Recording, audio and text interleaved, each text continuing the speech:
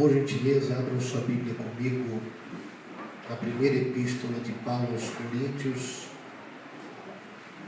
capítulo 15, 15º capítulo de Paulo à igreja de Corinto.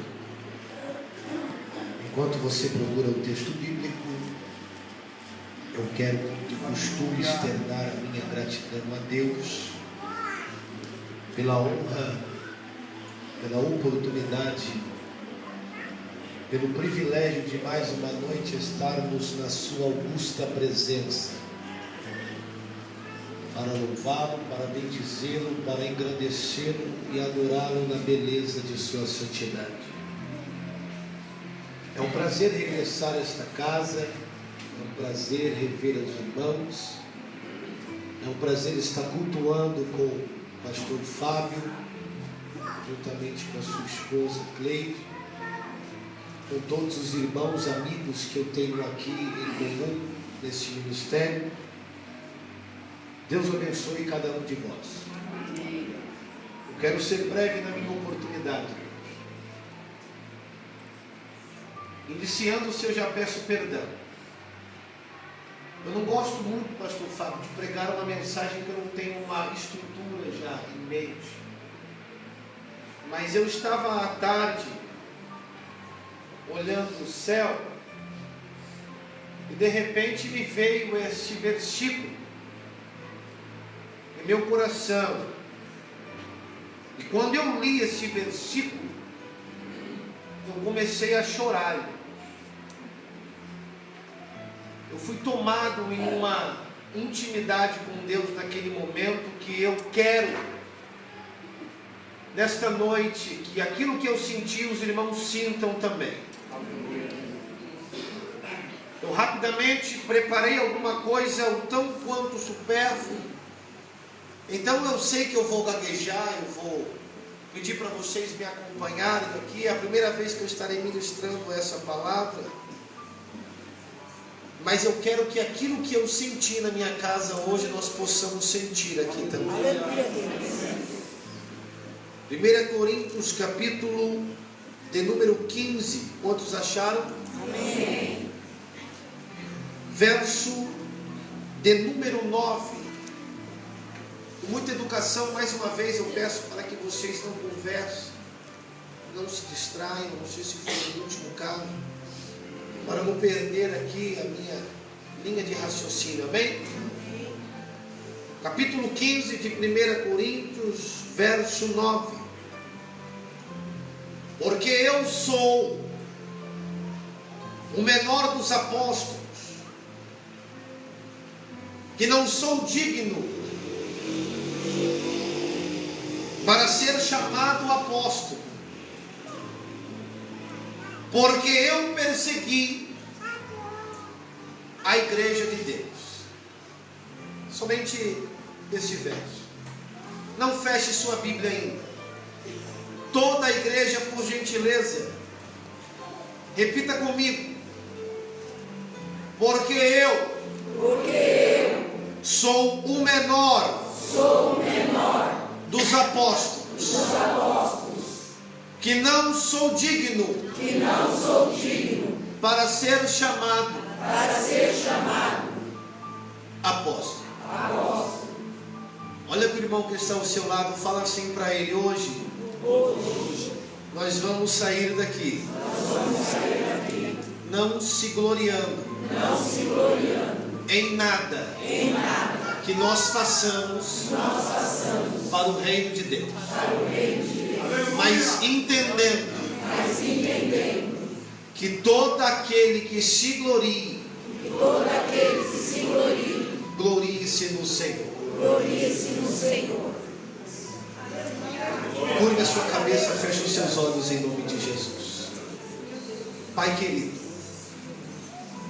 mais uma vez estamos na tua presença. Mais uma vez estamos, Senhor, entregando a Ti, Senhor, um culto de adoração e de louvor.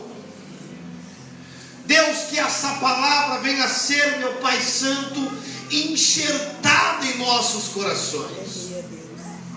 Não permita de forma alguma, Senhor, que nós viemos perder aquilo que o Senhor tem para nossas vidas essa noite. Meu Pai, fala comigo, eu preciso ouvir, ó Deus. Senhor, entra nessa atmosfera, nessa noite, nesse culto, e transcenda dos altos céus, diretamente no âmago da minha alma, a tua vontade de forma orientativa, meu Senhor. E me conduza na vereda da tua verdade. Aleluia, Deus. Conceda-me toda a atenção para ouvir, Senhor, aquilo que o Senhor tem para mim, em nome de Jesus. Tomai o seu assento, glorificando o nome do Senhor. Querida, amada igreja, a ideia que eu tenho proposta hoje para nós é uma ideia daqueles que têm sim algo especial da parte de Deus. Todos nós aqui, sem acepção de pessoas, tem um propósito de Deus em suas vidas. É por isso que nós passamos por momentos de crises existenciais, momentos que nós enfrentamos e perguntamos: para que nós vimos, por que nós vimos e para onde vamos? Todos nós temos esse período em nossa vida. Eu acredito que dentro desse plenário nem todos estão passando por um período de crise existencial, porque aqui eu tenho a certeza que alguns já estão vivenciando o cumprimento de promessas. E cumprimento de promessas não é tempo de crise existencial, mas é tempo de resposta para perguntas que não sabíamos tempos do nosso passado. E é no tempo de cumprimento de promessas que nós vamos saber o motivo pela qual passamos por aquilo, pelo que estamos vivendo hoje. Mas no início de uma jornada, é bem verdade que nós não vamos entender por que estamos passando pela moinha do Senhor, porque estamos sendo esmagados, porque tudo aquilo que nós projetamos, elaboramos, tudo aquilo que nós deixamos no papel, não conseguimos colocar adiante. É porque nós vamos aprender que quando nós levantamos a mão para o nosso Senhor Jesus Cristo, a embarcação pode ser ainda minha, mas quem comanda ainda é Ele. Quando eu levantei a minha mão, entregando a Ele o meu caminho, os meus pensamentos, os meus desejos, o barco é meu, eu emprestei para Ele, mas é Ele que está com o leme na mão, é Ele que é o comandante, é Ele que está dando a direção, é Ele que vai nos levar ao porto desejado. Ainda que nós não entendemos o motivo de Jesus nos colocar bem no meio das tempestades, ainda quando nós não compreendemos que no meio das tempestades e furacões parece Jesus está dormindo, mas não, Ele está te ensinando a não ter medo diante do vale, a não ter medo diante do vento, a não ter medo diante da tempestade. Aleluia. Dá mais um pouquinho de retorno aqui, por gentileza. A igreja de Corinto é uma igreja que ela floresceu em uma cidade que aonde ninguém acreditava que poderia se sair ali uma igreja frutífera. A igreja de Corinto era uma igreja o tanto quanto numerosa, uma igreja florida, regada de pessoas com qualidades e dons concedidas pelo próprio Deus, fruto do apóstolo Paulo, juntamente com Priscila e Áquila e um dos grandes pregadores, Apolo. A igreja de Corinto era uma igreja que ela fazia a diferença. Paulo tinha constante comunicação com os irmãos, conforme ele registra no capítulo 5, verso 9, aonde eles sempre se comunicavam com cartas, e foi uma de suas comunicações, registrada em 7:1, que Paulo ficou sabendo do que estava acontecendo na igreja de Corinto. E quando ele ficou sabendo do que estava acontecendo na igreja de Corinto, ele ficou tão quanto preocupado e com medo. Primeira coisa que aconteceu na igreja de Corinto foi a infiltração de filosofia humana. Homens que tentaram reverter e deturpar o evangelho do nosso Senhor Jesus Cristo. Mas esses homens não tentavam de fato somente reverter a verdade do evangelho. Tentaram diminuir a autoridade e a autenticidade do apóstolo Paulo sobre aquela igreja. É por isso que Paulo vai iniciar-se a sua epístola dizendo: eu, Paulo, apóstolo chamado por Deus do nosso Senhor Jesus Cristo. Glória a Deus. Paulo foi chamado por esses homens de pregador sem estilo, de uma oratória pequena, enquanto eles infiltravam falsos ensinamentos, criando uma confusão na mente da igreja dos irmãos de Corinto. E toda divisão, toda confusão cria de fato o enfraquecimento da fé, cria de fato uma dúvida daquilo que nós aprendemos na nossa escola dominical, dos nossos pastores, dos nossos líderes. Então a igreja de Corinto agora está sofrendo por aquilo que Paulo, por aquilo que Apolo, Priscila e Áquila e alguns instruídos ensinaram, por alguns infiltrados trazendo novos ensinamentos também deixaram, criando uma divisão, criando a rejeição do próprio apóstolo Paulo. A igreja de Corinto agora começa a se dividir, e essa igreja de Corinto agora começa a sofrer alguns danos e também ter as suas crises existenciais. Por que crise existencial? Porque a semelhança da igreja de Corinto com a gente não é diferente. Quando esses se converteram, rapidamente deixaram as suas práticas ilícitas e pagãs de lado, se dedicando a uma vida reta e consagrada ao Senhor. E tudo aquilo que é novo traz consequência. Tudo aquilo que é novo traz novidade, traz resultados.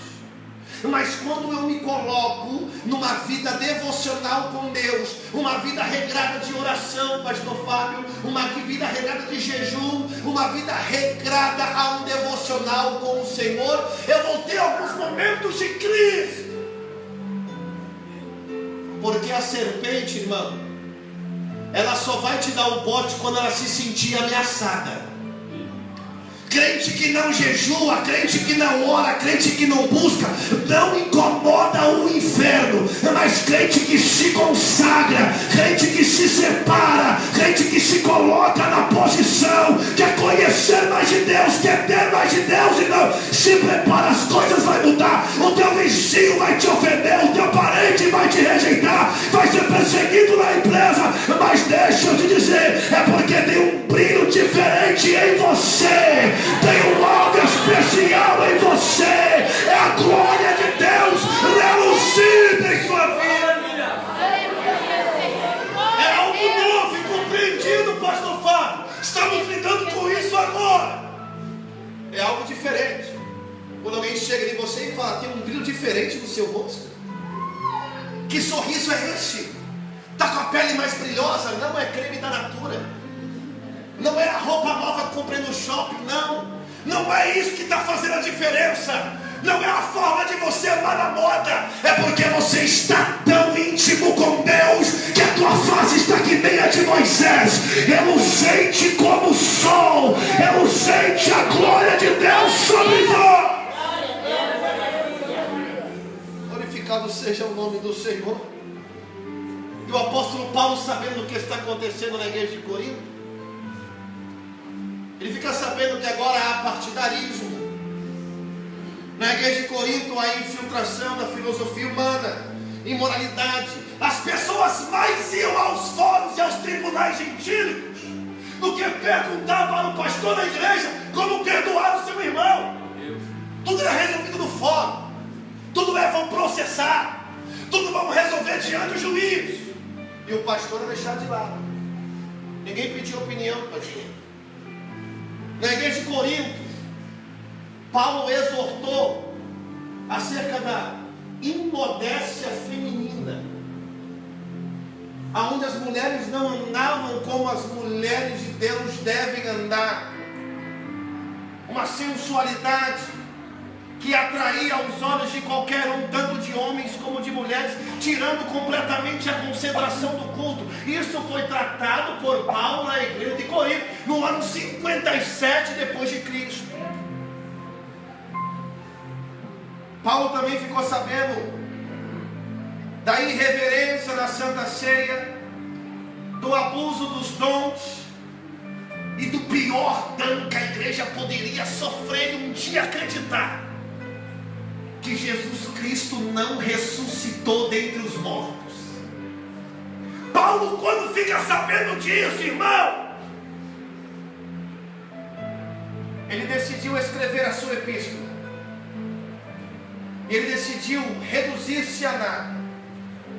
Se você for no capítulo 2, verso 3, Paulo vai dizer de uma forma humilde e piedosa: e eu estive entre vós em temor e tremor e em fraqueza de espírito.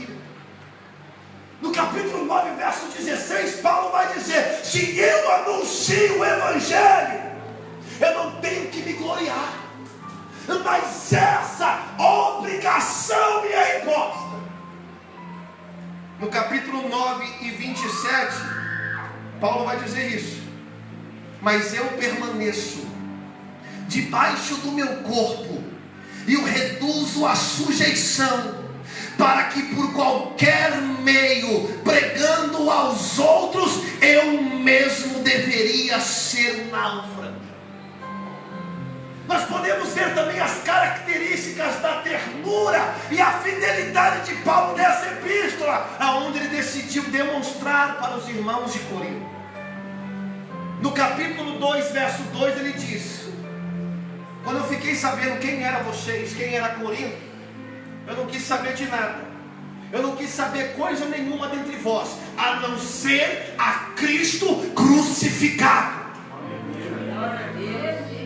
No capítulo 4, verso 14, Paulo vai falar: olha, as coisas das coisas quais eu vos escrevo, eu não vos escrevo para que vos passasses vergonha, mas exortando-vos como meus filhos amados.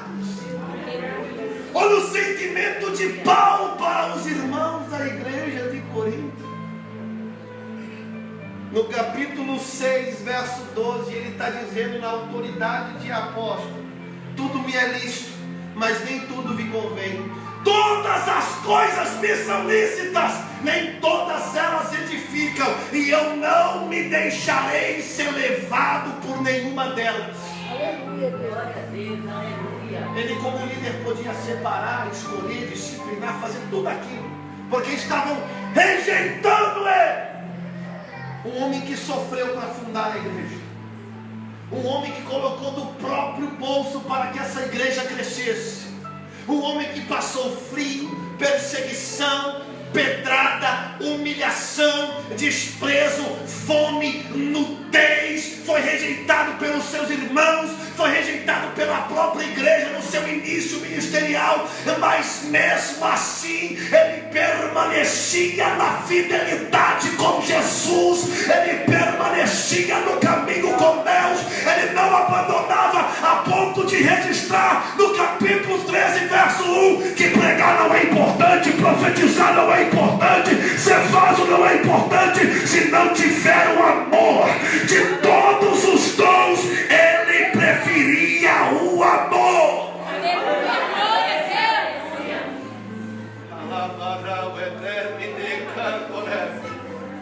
Olha para o irmão que que está ao seu lado, fala para ele assim: o melhor é o amor. Fala para ele assim: o melhor é estender a mão. Abandona que é minha bácia. Um homem que sabia a necessidade das ferramentas ministeriais. Ele falou: ainda que eu falasse a língua dos anjos e dos homens, se não tivesse o amor, seria como um sino que tinha, só iria fazer barulho. Apóstolo Paulo é tão extraordinário que o nome dele foi ele mesmo que escolheu. Paulo, na verdade, é um nome romano de Saulo de Tarso. E o significado de Paulo é pequeno. Paulo era um homem tão quanto insignificativo. Alguns vão dizer que ele era manco, alguns vão dizer que ele era calvo, alguns vão dizer que ele era baixinho. Não era um homem de muita influência. Alguns vão dizer até mesmo que ele era, além de ser manco, era caolho e não enxergava muito bem. Então talvez por isso, dentro daquilo que ele olhava Pedro, pescador, dentro que ele olhava Levi, publicano, dentro que ele olhava João, Marco, dentro que ele olhava Pedro, Tiago, João, filho do trovão, imagine como era esse menino. Aí ele começa a ver a sua insignificância. Manco, baixinho, calvo, caolho. Me chama de Paulo mesmo, sou pequeno. Glória a Deus, aleluia. O que me desperta a atenção, que Paulo ele faz referências de suas origens. Filipenses capítulo 3, verso 5. Ele vai fazer questão de afirmar que ele sim era um judeu de sangue puro, filho de Hebreu dos hebreus. Em Romanos 11:1 ele vai dizer que ele era puro sangue da tribo de Benjamim. Em Gálatas 1:14 ele vai dizer que dentre os da sua idade, os seus amigos, ele excedia em zelo e em judaísmo, de tão esforçado que ele era, estudioso. Sua família fazia parte da seita dos fariseus. Ele foi criado aos pés de Gamaliel, um dos maiores eruditos rabinos de Judá. Esse homem estudou em uma das cidades mais influentes, a cidade de Tarso, comparado com Atenas na Grécia e Alexandria.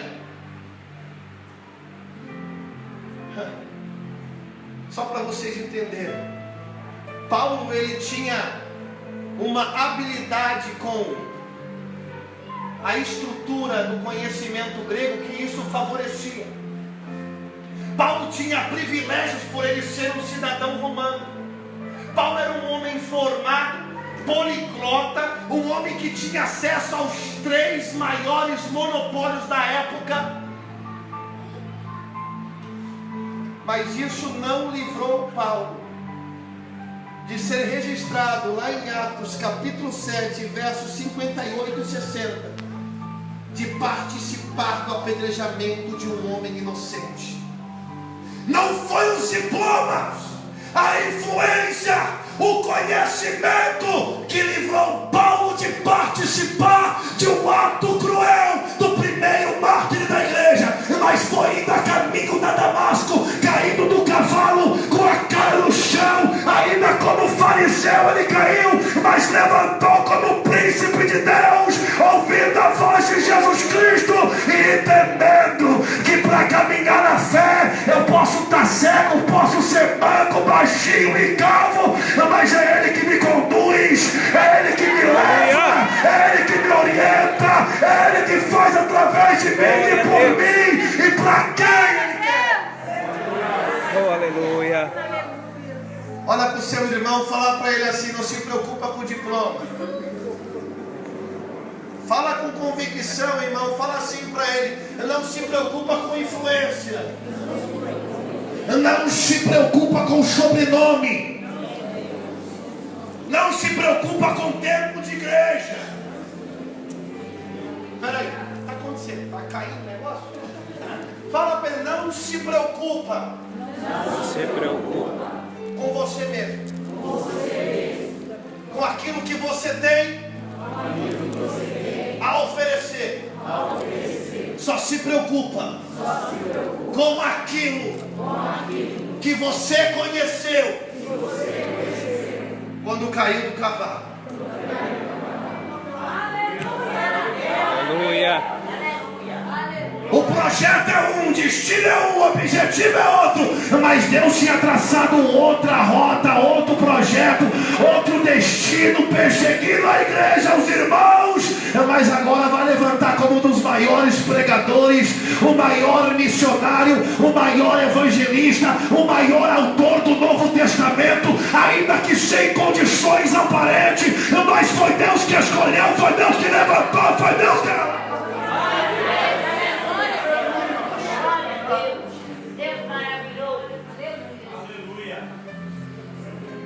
Diante dessas citações, como não chamar esse homem de apóstolo? Diante destas referências, filho de judeu, sangue puro, não é misturada, tribo de Benjamim, criado nos pés dos principais e maiores professores de teologia da sua época, com acesso aos principais e maiores governos atuais, só não tinha aparência. Como não chamar este homem de apóstolo?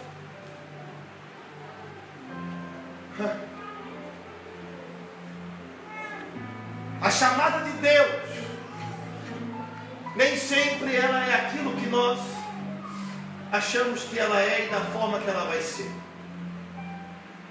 Porque Paulo pensava que a sua chamada era estar entre os fariseus. Paulo pensava que a sua chamada era ser o novo sucessor de Anás e Caifás no sumo sacerdócio. Era como ser um dos membros do Sinédrio. Essa era a visão da chamada de Deus na mente de Paulo. Zeloso, cuidadoso, crente, pastor Fábio Rocha, fiel, mas não conhecia o principal, o amor.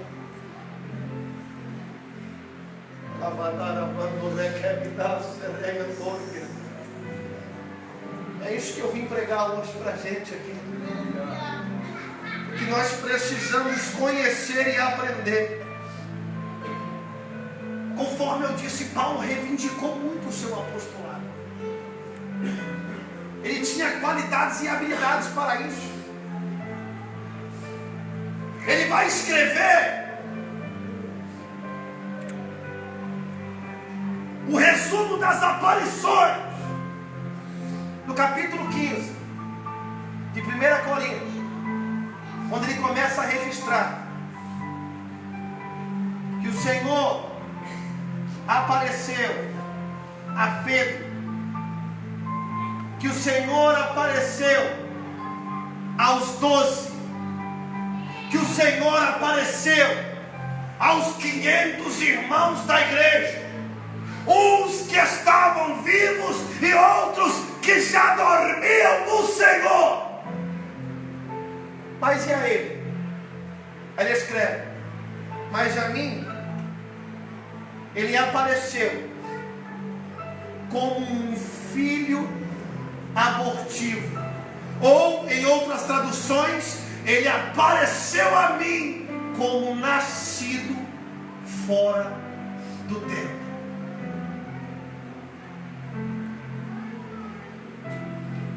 Olha o que ele escreve para os irmãos de Corinto: vocês não acham que eu sou apóstolo porque eu não vi o Senhor pessoalmente, porque eu não andei com Ele pessoalmente, porque lá no início de Atos outro foi escolhido para ocupar o lugar de Judas. Então fechou o ciclo dos 12, fechou a casinha, fechou a panela, fechou o grupo. Mas a mim Ele apareceu por último.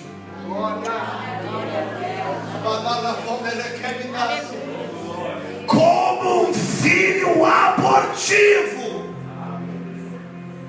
O que é o nascimento de um filho abortivo, irmão? É o nascimento de uma criança que nem os pais querem.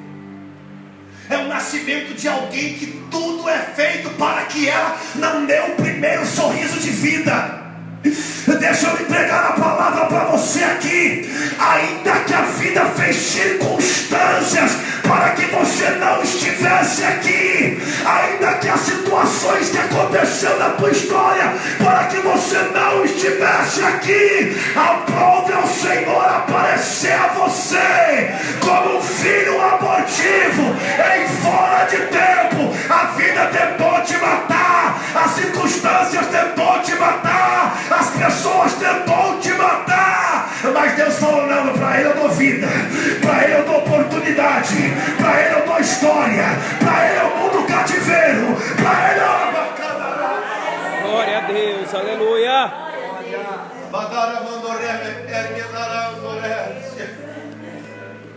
Pela vida não era para nós estarmos aqui, pelas circunstâncias não era para nós estarmos aqui. Mas estamos, pastor Flávio. Você queria estar aqui? Você queria estar aqui? Dinan queria estar aqui? Queria estar aqui, Dinan? Mas queria estar aqui? Olha para o irmão que está ao seu lado. Fala para ele assim: foi ele que apareceu para você. Aleluia.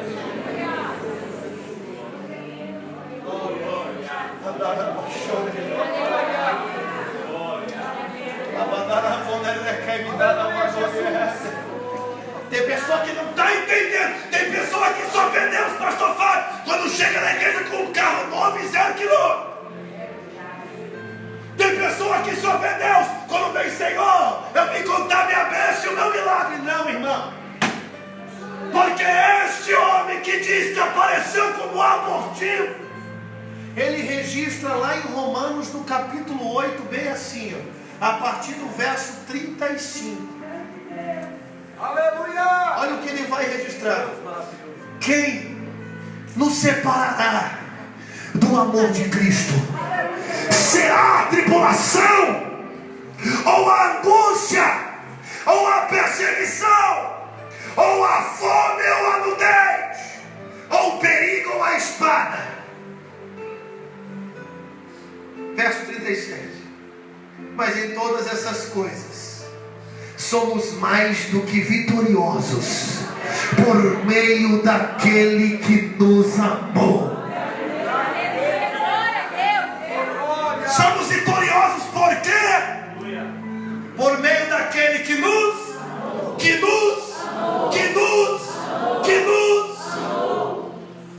Tem gente que acha que só é vitorioso quando é abençoado. Não, meu irmão. Eu vim trazer hoje na sua cabeça que você precisa valorizar o amor de Deus pela tua vida.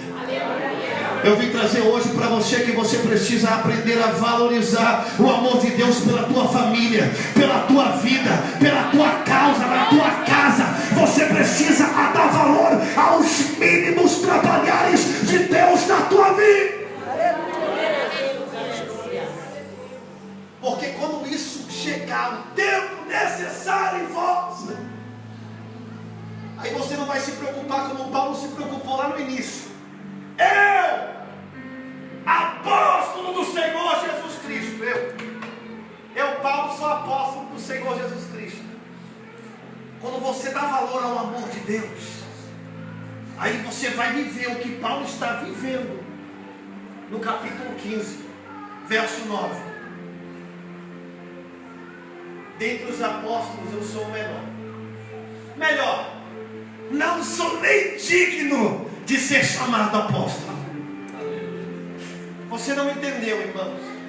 Ele começou escrevendo: eu sou apóstolo, sim. Se não for para eles, que seja pelo menos para vós. Mas Paulo foi escrevendo, vendo a sua história, vendo o que ele passou, vendo o que ele viveu com Jesus, que ele falou: não importa o que pensam de mim, não importa o que acham de mim, não importa o título que eu levo, o que importa é que ele me ama, o que importa é que eu sei quem ele é, o que importa é que eu sei o que ele faz, então o resto não me abala, a partir do momento que ele me ama. A banda prepara rapidinho aqui um louvor, se coloque de pé em nome de Jesus. Aleluia! Quando Paulo escreveu: já não sou digno de ser chamado apóstolo, Paulo estava vivenciando um dos melhores momentos de sua vida, que é o momento da autoesvaziação. É o momento onde nós temos que estar 24 horas. Presta atenção que eu não concluí. Conversas paralelas, presta atenção por gentileza. Aonde que nós devemos estar 24 horas? No centro da vontade de Deus. E aonde está o centro da vontade de Deus? Registrado lá em Lucas capítulo 15, verso 19. Quando aquele que pegou a herança do seu pai saiu e perdeu tudo na terra longínqua, ao regressar ele disse: Pai, receba-me como um dos jornaleiros de sua fazenda, porque não sou digno de ser chamado de filho. O centro da vontade de Deus está registrado em Lucas capítulo 5, verso 8. Quando Pedro estava cansado de uma pesca, Jesus falou: faz águas profundas e lança a rede. Aí Pedro fala: olha, pesquei a noite toda e não arrumei nada, Jesus, mas sobre a tua palavra lançarei a rede. Mas no verso 8 ele vai dizer: Senhor, afasta-te de mim, porque eu sou um homem pecador. O centro da vontade de Deus está registrado lá em Isaías capítulo 6, verso 5. Quando o homem ele contempla o céu pelo lado de dentro, e quando ele vê a glória do Senhor, a beleza do Senhor, ele fala: ai de mim, estou perecendo, que vi a glória de Deus. Sou um homem de lábios impuros e habito no meio de um povo de impuros lábios. A glória de Deus, pastor Fábio, e a vontade está registrada em Jeremias, quando vai dizer o texto do capítulo 1, versos 5 e 7, quando o Senhor fala: desde o ventre eu te escolhi, e desde a madre eu te santifiquei, e as nações eu te dei por profeta. Aí Jeremias fala: Senhor, mas eu sou apenas um menino, eu sou apenas uma criança. Está entendendo a comparação, irmãos? Paulo: não sou digno de ser chamado apóstolo.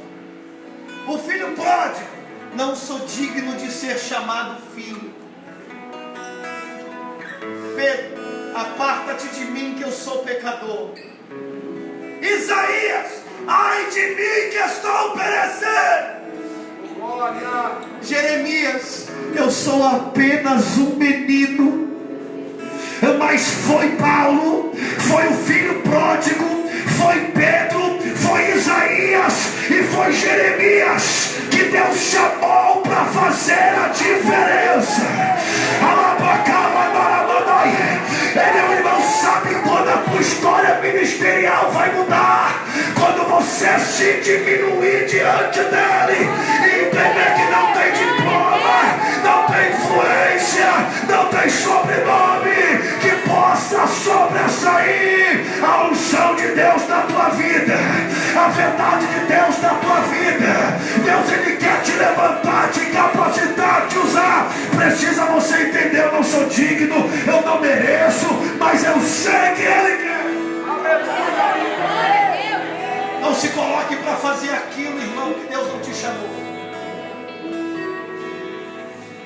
somente se diminua. Apresenta-se diante de Deus a sua insignificância. Saiba que você não é nada. Porque infelizmente tem pessoas que pensam que são as ideais para o mundo acontecer.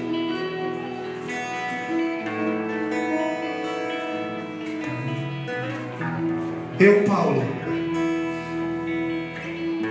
menor dos apóstolos, melhor dizer, já não sou digno de ser chamado apóstolo.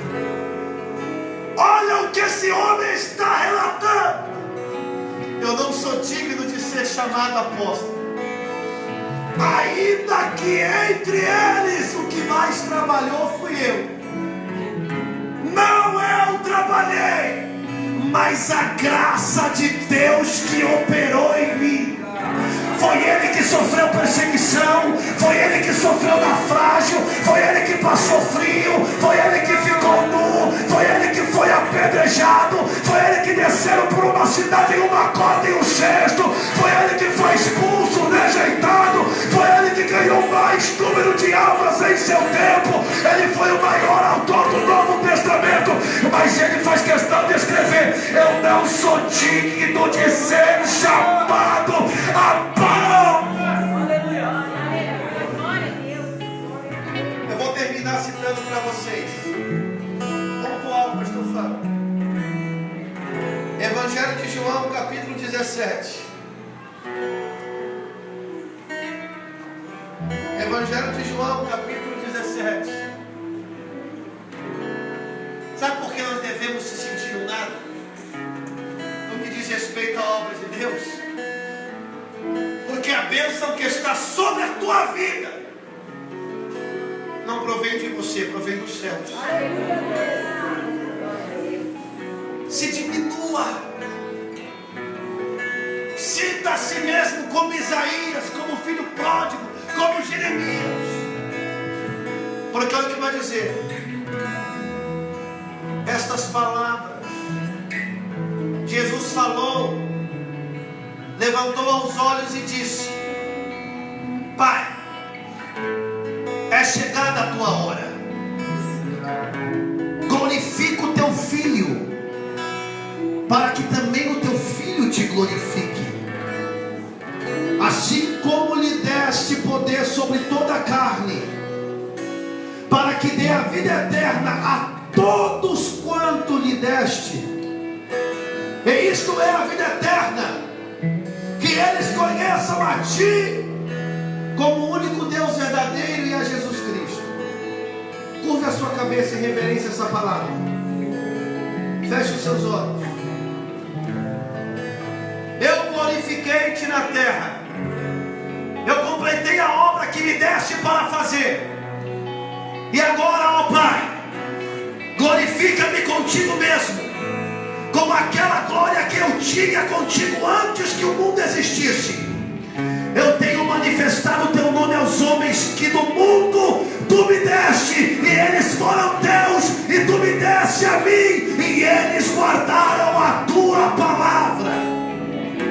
Agora eles sabem que todas as coisas que me tens dado provém de ti, porque eu lhes dei a palavra que tu me deste, e eles a receberam, e verdadeiramente souberam que eu saí de ti, e eles creram que tu me enviastes. Eu oro por eles, e não oro pelo mundo. Eu sou glorificado neles, mas eu oro para aquele que tu me deste, porque eles são teus. E todos os meus são teus, e os teus são meus, e eu sou glorificado neles.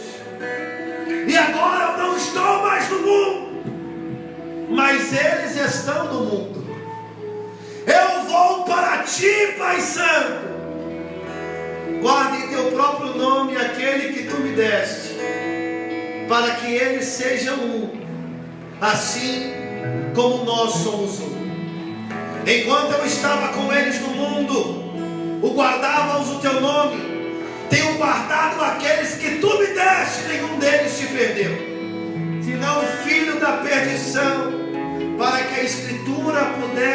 cumprir.